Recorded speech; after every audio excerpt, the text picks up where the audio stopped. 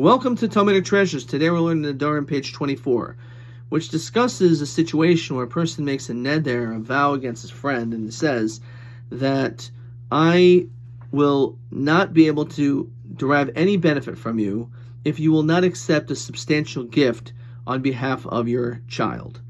Now, the question that's been discussed over here is whether or not that's actually considered to be a actual vow, or is it just a way to cause an incentive for your friend to end up accepting these gifts on their child's behalf?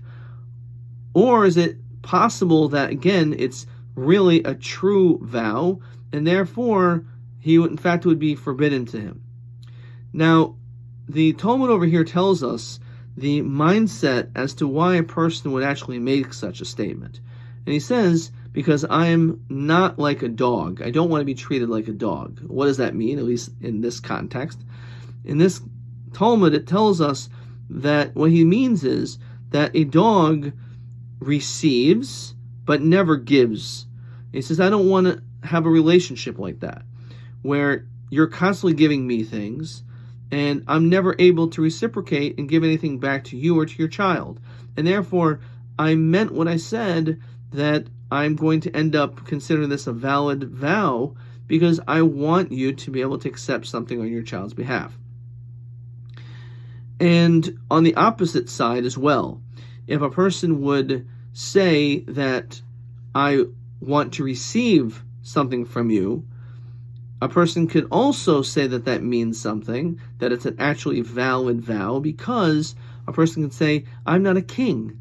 A king is someone that is constantly giving and does not receive anything back, at least in those days.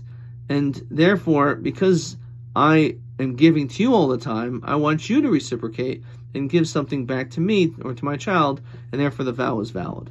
But we see from here the interesting language, first of all, when it comes to a dog. Of course, a person who is a dog owner obviously loves their dog tremendously, and there's a lot that they get back from a dog: companionship, love, devotion, and it brings a lot of joy in the owner's heart.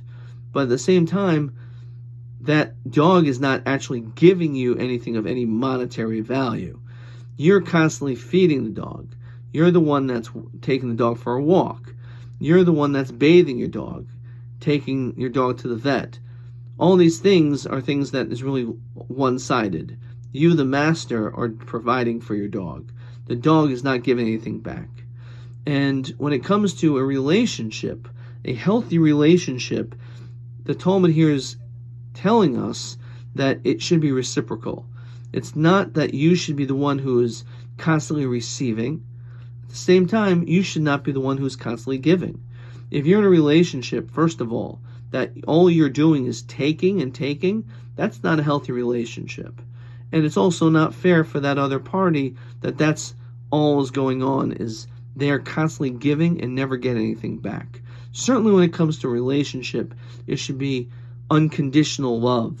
But at the same time, we certainly would hope that both parties have a give feeling.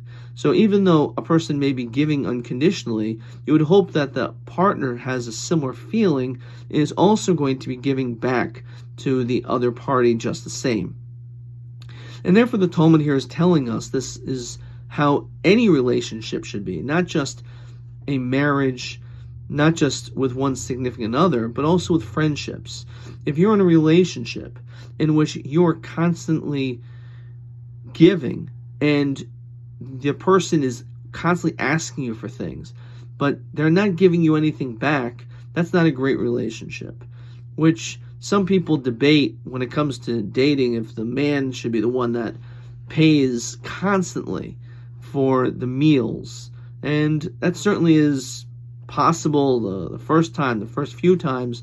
But at a certain point, the man is going to hope that even if she will not necessarily at the end of the day pay, but if she at least offers, it shows that there is some connection on the other end, and that is a way of establishing a healthy relationship.